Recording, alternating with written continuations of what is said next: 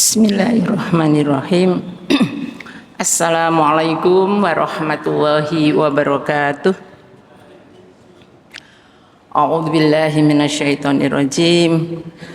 Bismillahirrahmanirrahim.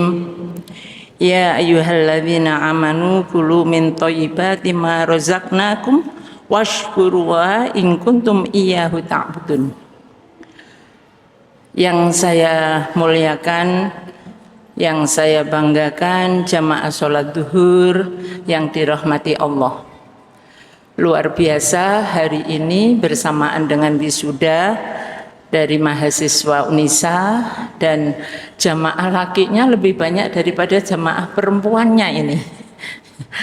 Ya, baiklah, saya ingin menyampaikan keterkaitan sebuah nilai-nilai yang harus dibangun dari seorang kondisi saat ini, ya, keperempuanan. Ada 4 gerakan Aisyah, yang mana 4 gerakan Aisyah ini mewarnai dari salah satu Unisa adalah bagian dari amal usaha Aisyah. Gerakan yang pertama yang mencirikan Aisyah adalah gerakan Islam yang berkemajuan dan tajdid. Untuk apa gerakan yang dilakukan oleh Aisyah ini? Dalam rangka untuk meningkatkan kehidupan seseorang masyarakat yang lebih baik. Yang kedua, gerakan perempuan berkemajuan. Seperti yang ada pada risalah perempuan berkemajuan yang tadi pagi juga disebutkan oleh Ibu Pimpinan Pusat Aisyah. Ada 7 indikator gerakan perempuan berkemajuan ini yang ada pada risalah perempuan. Yang pertama, bagaimana seseorang bisa mengimani dan nilai-nilai ketakwaannya itu terus dibangun. Ya, ciri yang pertama. Ciri yang kedua, seorang yang selalu taat beribadah. Ciri yang ketiga, memiliki akhlak karimah. Tentunya akhlak karimah ini adalah akhlak-akhlak yang mulia, yang menjadi suri tauladan dari kita semuanya. Yang keempat, beramalia solihah. Ada keterkaitan amal solihah ini dalam konteks saat ini kita bagaimana menyikapi, memberikan empati kepada kondisi saudara-saudara kita yang sedang kena musibah. Yang kelima, memiliki sikap wasatiyah. Yang keenam, bagaimana seseorang selalu berpikir tajdid, memiliki kebaharuan-kebaharuan di dalam dirinya menghadapi situasi kondisi yang saat ini, dan bertajdid berarti selalu berpikir kebaharuan untuk kemaslahatan, tentunya yang didasari pada rujukan Quran dan As-Sunnah. Yang terakhir adalah memiliki sikap inklusif.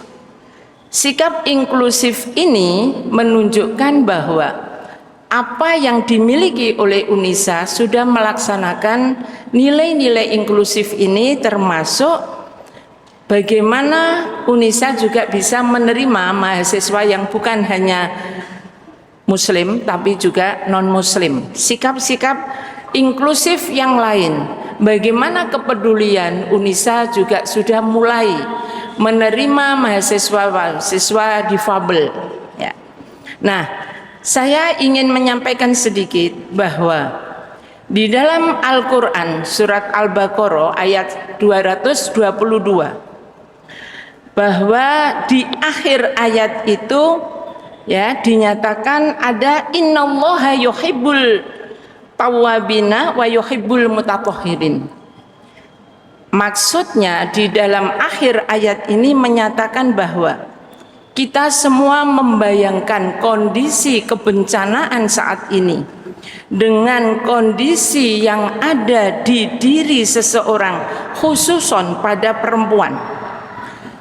Kita melihat perempuan itu dalam perwujudan dan secara fisik perempuan itu ada kondisi menstruasi, mohon maaf Bapak-bapak, dalam kondisi haid, proses fisiologi alami yang harus dialami oleh seorang perempuan di dalam usia reproduksinya. Apa yang ada pada dirinya?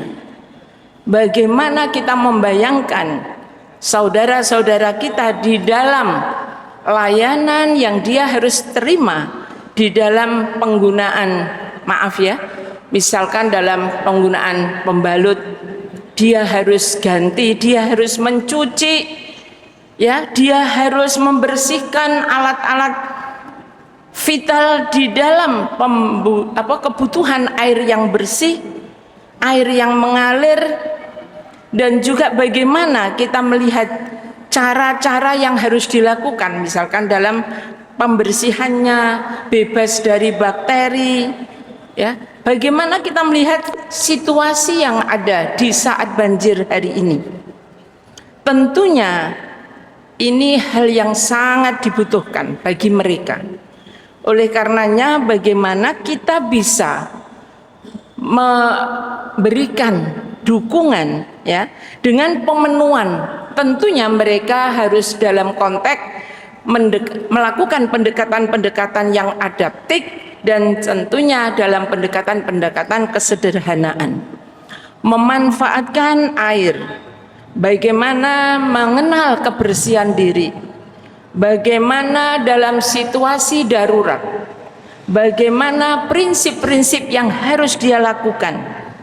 Saya kira ini ada sebuah hal yang diperintahkan oleh Allah dalam konteks yang harus dijaga, ya, dalam konteks yang bagaimana perempuan-perempuan harus menjaga kebersihannya, ya, sebagai sebuah sosok insan yang mana perubahan untuk menjauhkan diri yang selama ini yang dinyatakan bahwa perempuan yang lagi kotor itu dijauhkan, ya, disisihkan. Saya kira secara emosional sosial, ya, perubahan itu saya kira tidak, ya.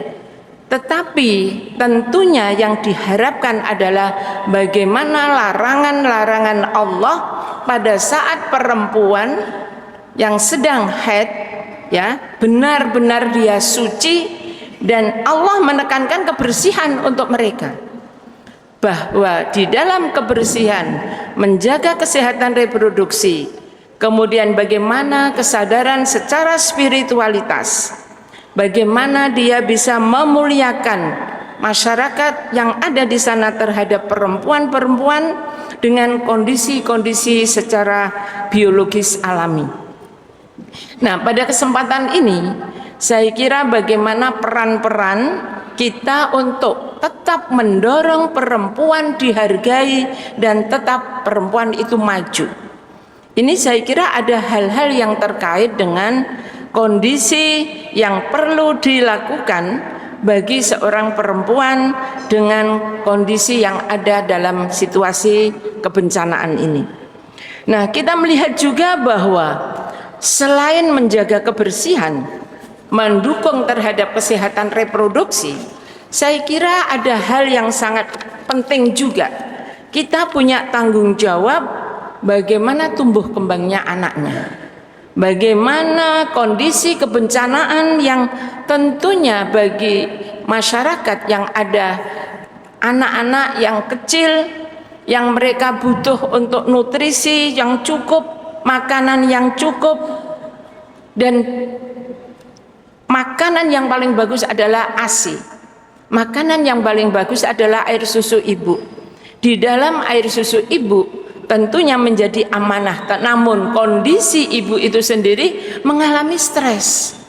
Dalam konteks stres, seorang ibu tidak bisa mengeluarkan ASI eksklusifnya atau melakukan ASI eksklusif secara utuh.